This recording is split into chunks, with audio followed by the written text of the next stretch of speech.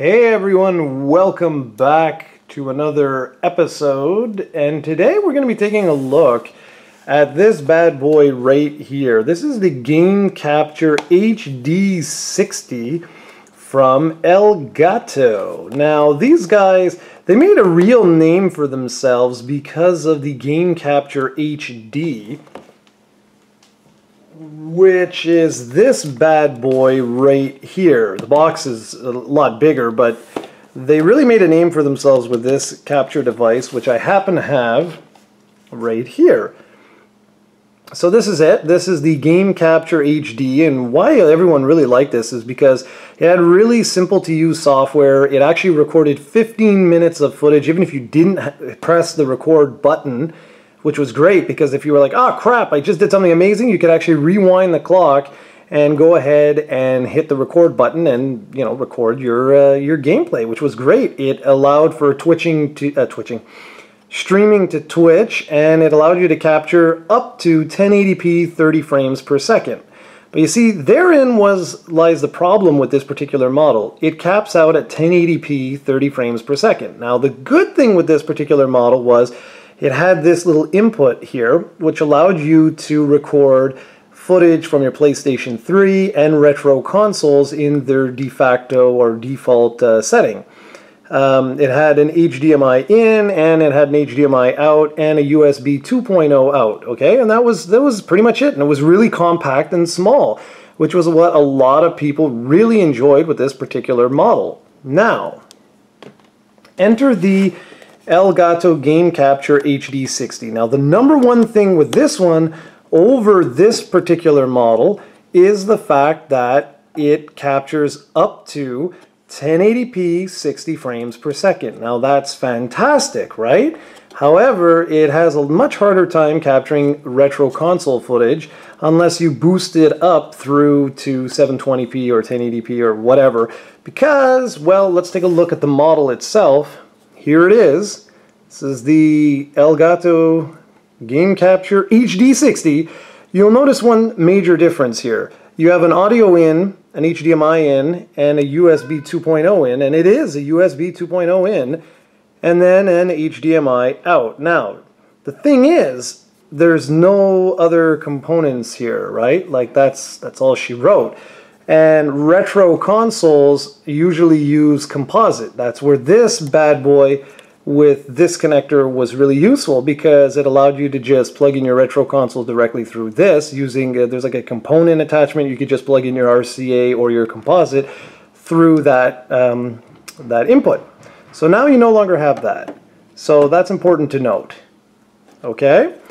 The other thing with this is the fact, one negative that I have with the actual hardware, the rest is pretty much identical, difference being obviously the size.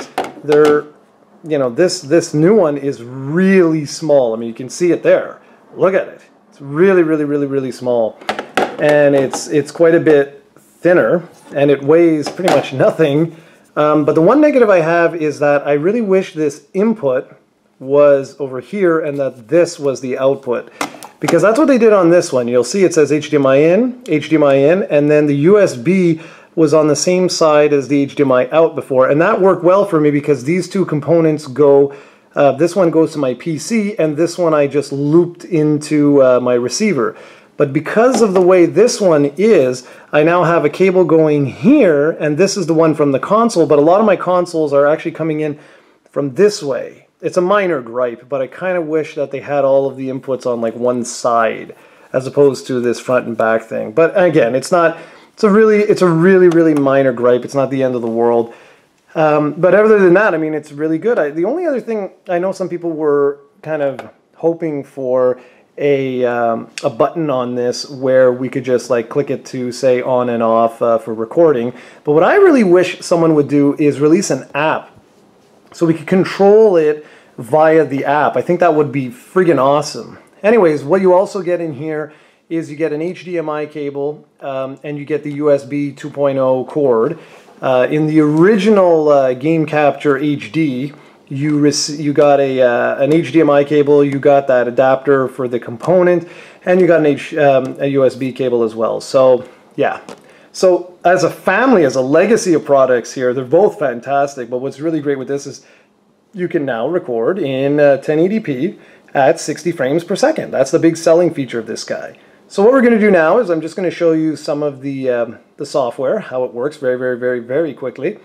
And then just run off with a little bit of gameplay. But overall, if you're a YouTuber or just a fan of video games who want to like capture, I highly recommend this if you want to record at 1080p 60 frames per second for console. It's fantastic. We're going to take a look at the Elgato HD software. Now this software actually works with a whole bunch of other devices, namely the one device, the Elgato Game Capture HD. Yeah, I'm lying to you guys. That's pretty much all it works with. So what happens is you go into Capture. I don't have the device on, but you can select between a couple of different settings such as PC, PlayStation 4, PlayStation 3, etc, etc, etc. And actually that's a lie, not PlayStation 3. It's any HDMI capable console.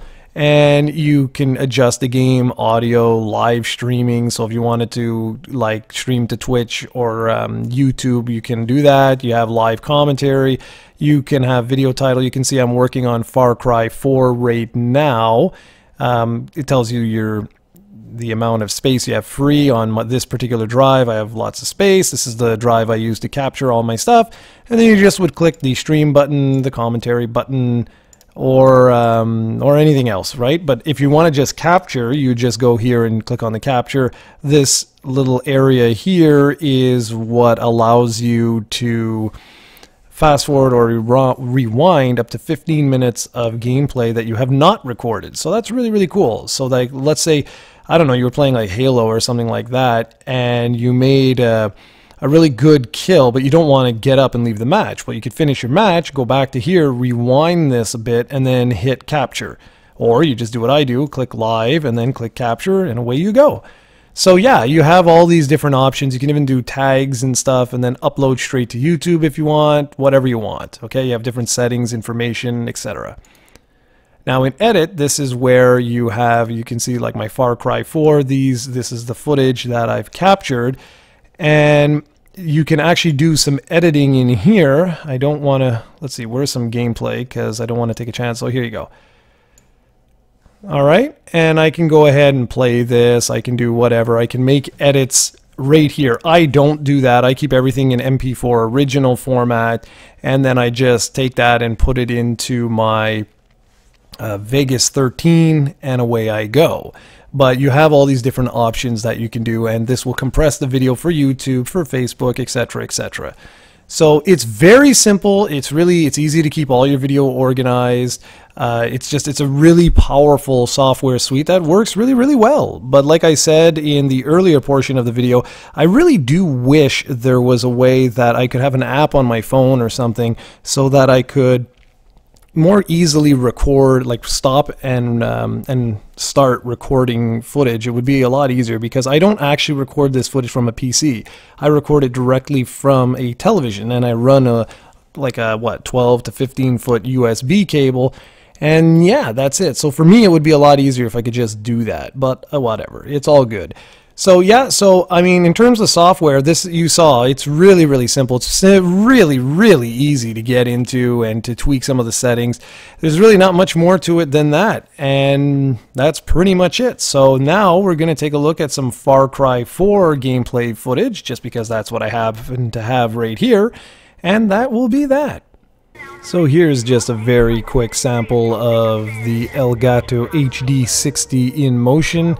I talked about the software, I talked about the hardware, and here are the end results. As you can see, it's perfectly smooth, it looks fantastic, and it's just a fantastic, great capture card. So if you're in the market for a new capture card that can easily record 1080p at 60 frames per second, I recommend you give this one a go. I mentioned some of the pros and cons in both of the previous segments, but just to go over it one last time.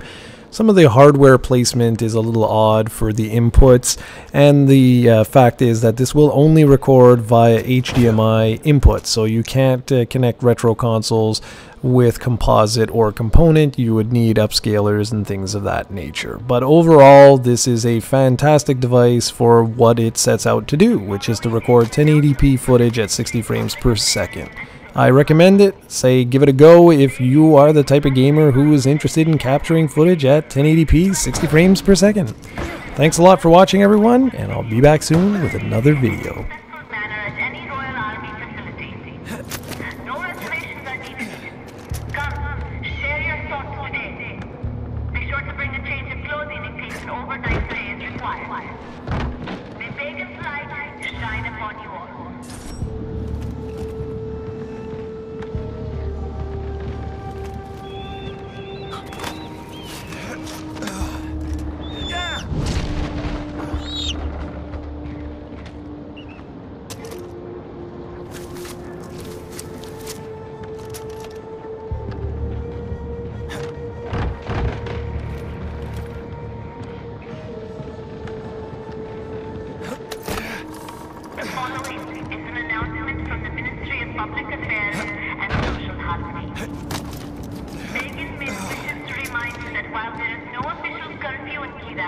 A good citizen should be home at a reasonable hour. This is for your own safety as well as the safety of our dedicated Royal Army.